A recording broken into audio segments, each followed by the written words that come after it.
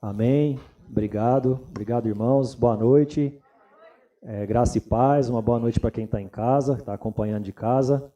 É um privilégio poder servir a Deus, é um privilégio poder estar na casa do Senhor, né? Nós passamos tanto tempo aí sem poder estar junto, poder estar congregando e para nós, para minha família, é um privilégio, né? É com muito temor que a gente assume, né, essa responsabilidade, mas sempre confiando, né, que é Deus quem faz as coisas, né? Como naquela história dos peixinhos e dos pães, né? Na mão do Senhor aquilo. Então a gente entrega, né, um pouquinho e confia que o Senhor há de prover, né, o restante das coisas. Amém? Irmãos, eu queria convidar todos para abrir no livro de Êxodo, no capítulo 30, os versículos de 11 a 16.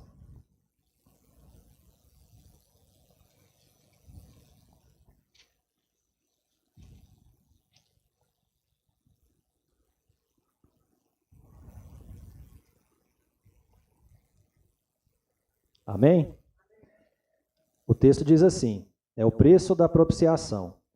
Disse então o Senhor a Moisés: quando você fizer o recenseamento dos israelitas, cada um deles terá que pagar ao Senhor um preço pelo resgate por sua vida quando for contado.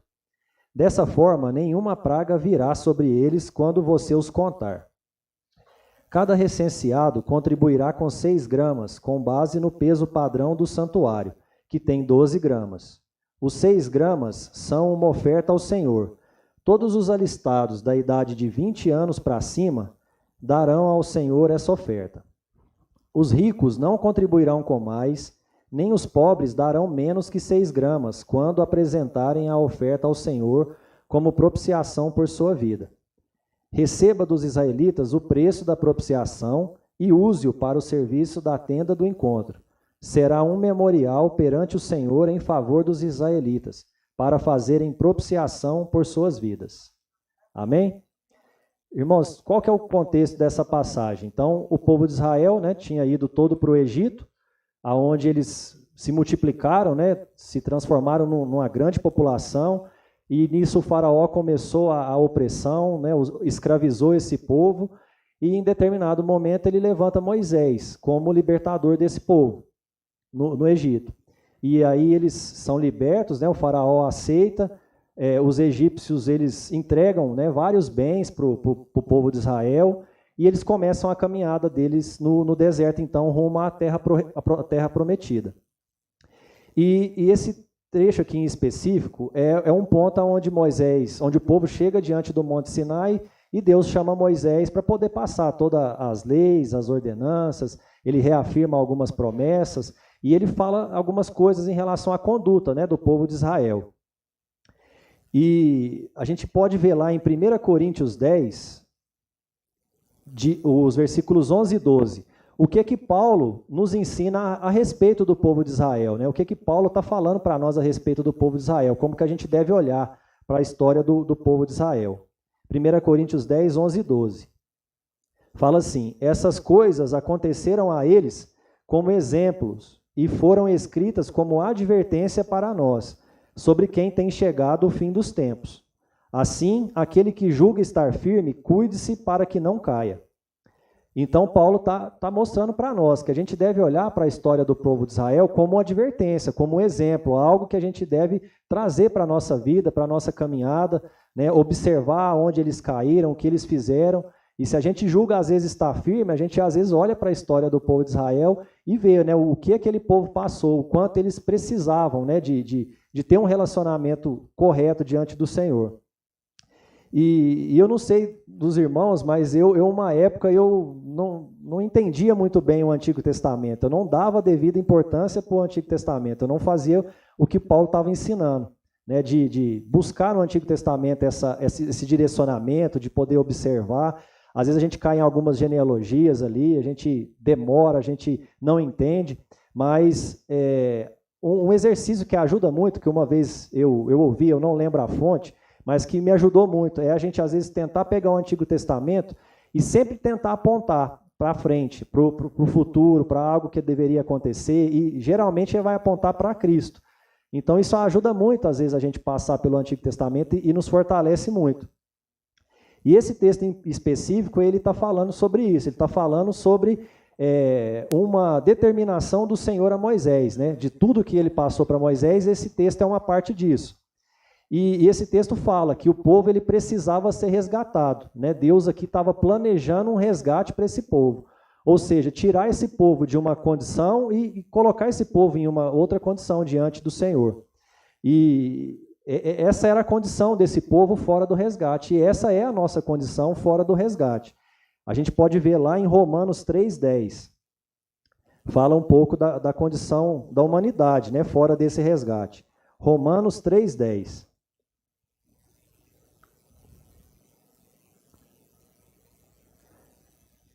Fala assim, como está escrito, não há nenhum justo, nenhum sequer. Esse é o versículo 10, e o versículo 23 também. Fala, pois todos pecaram e estão destituídos da glória de Deus. Então essa é a condição humana, fora do resgate, né? Todos pecaram, todos estão destituídos e algo precisava ser feito. Então aqui nesse texto Deus está colocando um propósito, está colocando um princípio, né, desse resgate, algo que precisava que o povo de Israel entendesse. E esse resgate, ele fala da bondade de Deus, né, onde o próprio Deus planejou o resgate, ele é que arquitetou o resgate e ele é que supriu os recursos. Porque quando o povo saiu do Egito, ele colocou no coração dos egípcios para poder fornecer tudo que o povo de Israel precisava. Então fala da bondade, mas fala também da justiça, porque algo precisava ser feito. Né? Ele é um Deus santo e tem o pecado, e o pecado faz essa separação, e algo precisava ser feito, para que o povo tivesse uma nova condição diante do Senhor, ali naquele momento que eles já haviam sido libertos. E aí para nós a gente tentar entender, quem foi que pagou o nosso resgate? Qual que foi o preço do nosso resgate? Então eu queria voltar no texto, para a gente poder separar alguns termos e algumas palavras, para a gente tentar se aprofundar no que Deus estava fazendo ali com o povo de Israel. No versículo 11, ele fala, quando você fizer o recenseamento dos israelitas, então ele estava falando que era para ser feito um recenseamento, ele estava ordenando um recenseamento. E ele fala que cada um deles terá que pagar ao Senhor, ou seja, havia uma dívida, havia algo que precisava ser feito, havia uma condição desfavorável em relação ao povo, por conta do pecado. E ele fala sobre resgate, então Deus estava falando para o povo que precisava haver um resgate. E o resgate sempre vai significar tirar uma pessoa de um local ruim, de um local desfavorável, para levar a pessoa para um local favorável. Então, era esse resgate que Deus estava querendo fazer pelo povo. Aí, nos versículos subsequentes aí, ele fala que cada recenseado, no versículo 13, ele fala que cada recenseado contribuirá. Aqui ele já fala sobre uma oferta. Então, o que era para ser uma obrigação, era para ser algo que deveria pagar, entendendo a graça do que estava sendo feito por Deus, que isso já pudesse ser uma coisa espontânea, né? Que pudesse já ser uma oferta espontânea da parte de quem estava ali para poder ser recenseado. Ou seja, Deus não precisava do recurso, ele queria o coração, ele queria um novo entendimento, ele não precisava daquele recurso que ele estava falando que deveria ter que pagar, mas ele queria uma transformação do coração. Ele fala também no versículo 14 que todos os alistados da idade de 20 anos para cima. E 20 anos para cima, naquela cultura, era a pessoa que era considerada adulta, era uma pessoa que era apta, que era responsável pela sua cidadania, responsável pelos seus atos. Então ele está falando que eram essas pessoas que deveriam ser contadas. A pessoa de 20 anos para cima, naquela cultura, ela já assumia o serviço militar. Se fosse dos levitas, ela já começava o trabalho de servir. Então era uma pessoa que tinha consciência da sua cidadania, que sabia o que estava fazendo. Então era essa pessoa que era para ir no recenseamento, para ser contada. E algo que nos chama muita atenção também, no versículo 15, ele fala, os ricos não contribuirão com mais, nem os pobres darão menos que 6 gramas, quando apresentarem a oferta ao Senhor. Mais uma vez aqui ele traz como oferta. E ele fala então que os ricos não darão mais, nem os pobres darão menos. E o que isso nos mostra é que aos olhos de Deus, todas as almas, né, todas as vidas, tem versão que vai falar vida, tem versão que vai falar alma. Então era o preço do resgate da alma. E todas as almas têm o mesmo valor aos olhos do Senhor. Toda vida é preciosa aos olhos do Senhor. Então ele colocou o mesmo valor de resgate para todos. E não tinha exceção para ninguém, porque a gente pode observar que ele não falou, nem Moisés, nem Arão, ninguém tinha o direito de ser contado sem pagar o que deveria ou ofertar de acordo com o que a pessoa entendesse. Então não havia exceção para ninguém. E no último versículo, no 16, ele fala que isso era para ser um memorial perante o Senhor em favor do povo. Ou seja, esse valor que eles contribuiriam, essa prata que eles deveriam contribuir, era para ser algo que fosse um memorial. Era algo para que eles pudessem olhar para aquilo e se fortalecer, lembrar que eles estavam numa condição desfavorável diante de Deus, que eles estavam em dívida e que Deus arquitetou um plano para eles poderem ser resgatados, que eles puderam ter recurso de pagar aquele plano e agora eles eram outras pessoas. Então era para ser um memorial, era algo para quando eles olhassem para aquele sacrifício, para aquela prata, eles pudessem entender o que Deus havia feito para eles. Então, era algo grandioso que Deus estava fazendo para eles, né? Fazer esse resgate, dar essa oportunidade do povo ter um novo status diante de Deus, uma nova identidade. Mas a gente vê pela história do povo de Israel que eles não entenderam. Eles não entenderam a grandiosidade do que Deus estava fazendo por eles. Eu não sei se porque foi um valor baixo, né? Era um valor muito baixo que o Senhor colocou para fazer esse resgate. Talvez por isso eles não tenham dado valor. Eu dei uma olhada na cotação de hoje. Na cotação de hoje é um valor aproximado de R$25. Então isso hoje, depois de tanto tempo, tanta inflação, imagina, né, o quão baixo era esse valor nessa época. E depois também deles terem todo o suprimento que os egípcios deram. Então era um valor muito baixo e o povo não deu valor. Isso era para ter redimido o coração deles, era para eles ter mudado a consciência, transformado o coração, que eles entendessem que agora eles eram um povo santo, uma nação escolhida, Deus os chama para ser um reino de sacerdotes, e o povo não entendeu, aquilo não redimiu, não foi suficiente para poder redimir e transformar o coração daquele povo, eles não assumiram a identidade. Eles pagaram, eles fizeram, a gente vai ver no capítulo 38, que eles fizeram, mas eles não mudaram a mente. Eles pagaram para entrar, mas não entraram. Eles pagaram para habitar num lugar e não habitaram nesse lugar, quiseram ficar de fora. Eles tinham a mente voltada para o Egito. E o homem, então, por si só, ele não conseguiu entender esse princípio do resgate, não foi suficiente. E algo ainda precisava ser feito, né? Como o coração do homem ainda estava preso no Egito, algo ainda precisava ser feito. Só que o pai tinha outro plano, com uma graça ainda maior, né? Que a gente vê isso em João 3,16, né? Um versículo que quase todos aí conhecem, né? Que Deus amou tanto o mundo que deu o seu Filho, para que todo aquele que nele crê não pereça, mas tenha a vida eterna, né? Ele foi quem pagou o preço do nosso resgate. Jesus Cristo, aquele que estava junto do Pai, aquele que era o herdeiro, que era dono de tudo, ele estava na glória com o Pai e ele se esvaziou, ele veio para poder pagar o preço do nosso resgate, ele era dono de tudo, ele era o herdeiro e ele dividiu toda a herança e ele veio para poder pagar de forma consciente, ele sabia que o preço já não era mais o mesmo, não era mais as 6 gramas de prata, ele foi intencional, ele fez de forma consciente e intencional, ele quis fazer, ele quis obedecer, tamanho era o amor que ele tinha pelo Pai. Né? E o Pai nos amou como criação, nos fez para ser família com ele, né? E Jesus, ele amava o que o Pai amava, ele conhecia o Pai tão profundamente que ele amava, e ele é o nosso irmão mais velho, né? Ele é o nosso irmão mais velho, o primogênito, o herdeiro, e não é por isso que ele deixa de ser nosso Senhor, porque a gente vê, né, no Antigo Testamento que o irmão mais velho era o senhor do mais novo, né?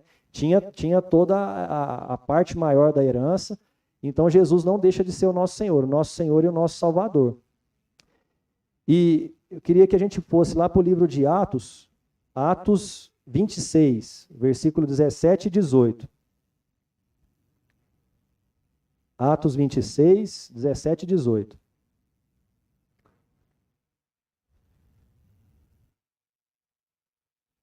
Aqui Jesus está falando para Paulo. Ele fala: eu o livrarei do seu próprio povo e dos gentios, aos quais eu o envio para abrir-lhe os olhos e convertê-los das trevas para a luz, do poder de Satanás para Deus, a fim de que recebam o perdão dos pecados e herança entre os que são santificados. Então aqui Jesus está falando sobre esse resgate, né? Onde ele resgatou das trevas para a luz, onde ele resgatou do poder de Satanás para Deus. Esse é o poder do resgate definitivo que Jesus pagou por nós. Em Tito 2,14, ele fala assim, ele se entregou por nós, Paulo, né, falando, ele se entregou por nós a fim de nos remir de toda a maldade e purificar para si mesmo um povo particularmente seu, dedicado às boas obras. Então aqui fala que ele se entregou, aqui ele fez aquilo que a palavra estava falando sobre a oferta, apesar dele saber e reconhecer que nós éramos devedores, ele voluntariamente ele se ofertou.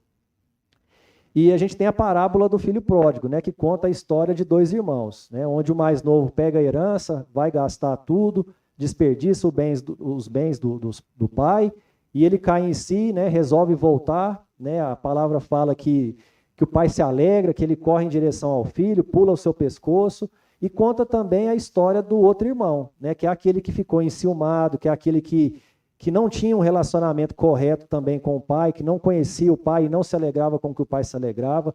E Jesus, o pai dessa parábola, é o nosso pai que está no céu.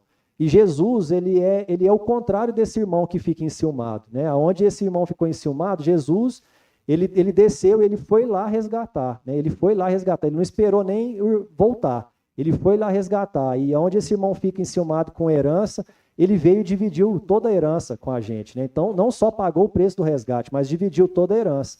Ele dividiu a herança do amor, da autoridade, do poder, né? A gente vê isso quando ele envia os apóstolos, os discípulos, ele divide a herança, né? Ele divide a herança com todos, os seus dons. E aí eu queria voltar no texto de Êxodo 30, para a gente poder fazer aquele exercício de apontar o texto para Cristo. E aí a gente separou a palavra recenseamento, que estava bem no comecinho do texto. E recenseamento, ele fala, então, que um dia haverá um julgamento, um dia todos vão estar diante de uma autoridade, né, da autoridade de Jesus, e Jesus vai separar os seus, né? Então esse recenseamento aponta para nós que um dia haverá essa separação. Um dia haverá um julgamento, estaremos diante da autoridade, e alguns vão para a esquerda, outros vão para a direita, né? E Jesus vai estar lá para poder julgar. Nós falamos sobre pagar ao Senhor, né, que era a dívida, e Jesus pagou essa dívida. A palavra fala que havia uma escrita de dívida contra mim e contra você, e Jesus veio para cancelar essa dívida, né? Então ele realmente pagou. A gente falou sobre resgate, né, a palavra resgate, a gente destacou, e resgate é isso, né? A gente leu lá em Atos que ele livrou, ele resgatou das trevas para a luz, ele resgatou da morte para a vida. Foi esse o resgate. Nós falamos também sobre praga, né? Que não haveria praga para aqueles que fossem contados, né? Tá no texto. E a palavra diz também que não há mais condenação para aqueles que estão em Cristo, né? Que o sangue dele é o que protege, é o que nos livra, é o que nos faz ter acesso na sala do trono. Nós falamos também sobre a oferta, né, que Jesus foi essa oferta, ele sabia da dívida, ele tinha consciência, mas ele se ofertou, ele voluntariamente se entregou, então ele nos ensina a fazer da mesma forma, ensina a entregar o nosso coração. A gente tem que ter humildade, né? Quem fosse recenseado precisava ter a humildade, porque o recurso já tinha sido provido, mas precisava da humildade, de reconhecer a dívida e querer ser contado dentro do povo de Deus, né? Para esses que fossem contados não tinha praga. Para aqueles que tinham um coração endurecido, que não quisessem ou não se achavam devedores e não quisessem ser contados, para esse poderia vir a ira de Deus, o castigo ou praga. Nós falamos também sobre a idade de 20 anos, né? A pessoa de 20 anos. E Cristo, com muita coragem, ele assumiu a identidade que ele tinha. Ele assumiu essa cidadania que ele tinha, né? A gente vê que, mesmo diante da negativa do povo, ele curava aos sábados, né? Então ele tinha essa coragem, ele assumiu com coragem a sua identidade, né? E nos ensina a fazer o mesmo. Então, mesmo custando o que custou para ele, ele não deixou de curar os sábados, ele não deixou de assumir a identidade dele, quando muitas vezes ele falava que ele era o Filho de Deus e aquilo gerava, né, toda uma estranheza do povo, todo um aspecto negativo para a vida dele, mas mesmo assim ele assumiu com identidade, que a gente também possa aprender com ele, de assumir a nossa identidade, ser uma pessoa consciente da nossa cidadania. Nós falamos também sobre o rico e o pobre, né? Que o rico não dará mais, nem o pobre dará menos. E esse era o olhar de Jesus para as pessoas, né? Ele não olhava a culpa, ele olhava simplesmente o preço que ele estava pagando por aquela pessoa, né? O sangue que ele estava derramando por aquela pessoa. Então ele lidava com a adúltera, porque ele sabia que aquela adúltera, de posse do preço que ele ia pagar por ela, no reino de Deus ela era outra pessoa. Ela poderia ser outra pessoa. Então ele tinha esses olhos de amor para todas as pessoas. Ele sabia que todas as pessoas tinham o mesmo valor, eram preciosas aos olhos do Pai. E nós falamos também sobre memorial, né, no último versículo. E o memorial para nós é o sangue e o corpo de Cristo. É o que a gente celebra na ceia. Esse é o nosso memorial, é a cruz de Cristo. É o nosso memorial, onde aquela prata ela deveria ser usada no tabernáculo, nas bases do tabernáculo. E para revestir as colunas, é o que está lá no capítulo 38, versículo 27. Lá fala exatamente aonde aquela prata foi utilizada. As 3,5 toneladas de prata foram usadas para fundir as bases do santuário do véu, 100 bases feitas das 3,5 toneladas, 35 quilos para cada base. 20 quilos e 300 gramas foram usados para fazer os ganchos, para as colunas, para revestir a parte superior das colunas e para fazer as suas ligaduras. Então, esse era o memorial que aquela prata deveria ser, e a cruz e o sangue de Cristo é o nosso memorial. É algo que a gente deve olhar sempre e lembrar do preço do resgate que foi pago por todos nós. E a gente tem que lembrar, né? Isso tem que ser memorial. A gente não pode deixar de falar que foi pago um preço muito alto. Foi pago um preço muito alto. Para nós isso é graça, mas para Jesus custou muito, né? A gente não pode deixar de falar da violência que ele sofreu, dos açoites, da zombaria, da humilhação, cusparadas, do abandono que ele sofreu por parte, né, de quem estava próximo a ele. Isso tudo foi preço pago, foi preço que ele pagou. E é perigoso a gente não entender a grandeza disso que Jesus fez por nós também, como Deus estava fazendo por aquele povo. É perigoso a gente não entender, porque se a gente não entender, a gente não vive de acordo com a nossa nova identidade. Se a gente não colocar essa obra num local de destaque dentro do nosso coração, num local de destaque dentro da nossa fé, a gente pode ficar perdido em determinados momentos. Mas isso tem que ser o memorial. Quando a gente chegar nesse dia mal, nesses momentos de dificuldade, a gente olha para a cruz, a gente lembra do preço. E o contrário também é verdade, porque isso nos fortalece. Então, se a gente lembrar, se a gente poder trazer isso como memorial e entender a importância do que é essa obra de Cristo por nós, isso nos fortalece também na caminhada. Isso nos fortalece nas nossas lutas diárias que a gente tem. E isso ajuda a nos manter constantes. Então, tem que ser como aquela prata, tem que ser a base da nossa fé, tem que ser coluna da nossa fé, memorial. E Jesus, por algumas oportunidades, ele usava muito as crianças como exemplo, né? Ele falava que o reino de Deus é semelhante a quem é como uma criança, porque a criança é aquela que pega o presente e ela se alegra com aquele presente, ela vai viver aquele presente de forma intensa.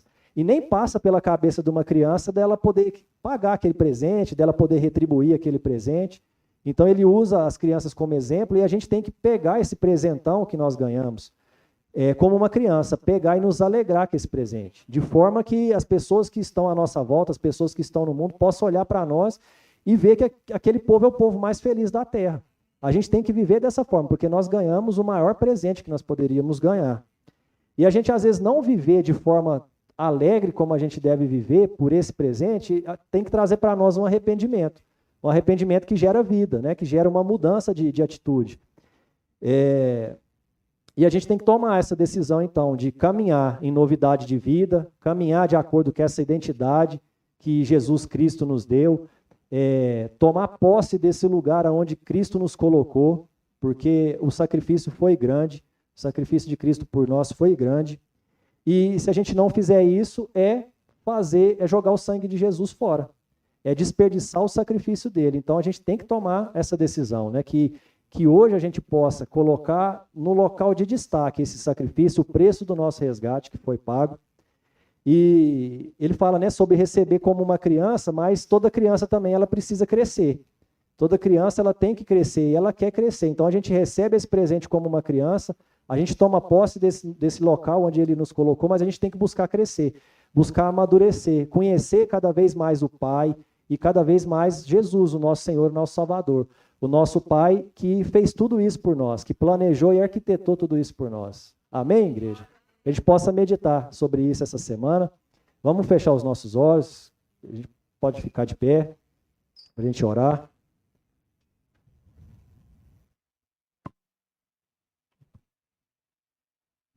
Amém, Senhor Deus, nosso Pai. Nós te agradecemos, Senhor, pela tua palavra, ó Deus. Nós te agradecemos, Senhor, porque desde o início o Senhor tem trabalhado por nós, o Senhor tem feito por nós grandes coisas, ó Deus. Nós agradecemos, Jesus, pelo teu sacrifício por nós, por ter pagado o preço do nosso resgate. Nós não merecíamos, Jesus, mas o Senhor pagou o preço. O Senhor nos colocou nesse outro lugar, ó Deus. Que nós, durante toda essa semana, ó Deus, alimentados por essa palavra, que o Espírito Santo venha a fazer com que ela dê fruto nas nossas vidas, que a gente possa caminhar em novidade de vida, que nós possamos ser fortalecidos pelo preço do resgate diante do nosso dia mal, diante dos nossos problemas, das nossas adversidades, ó Deus, que Deus possa trazer toda a força, todo o renovo que a Tua palavra dá. A Tua palavra é lâmpada para os nossos pés, ó Deus. A Tua palavra é o que nos dá o direcionamento, Senhor, que nós possamos nos apoiar sempre nela, ó Deus. Que o Teu Espírito Santo venha preparar o nosso coração, fazer do nosso coração essa terra boa, ó Deus, aonde a Tua palavra é semeada e ela venha a florescer, a dar frutos, ó Deus, em nome de Jesus. Amém.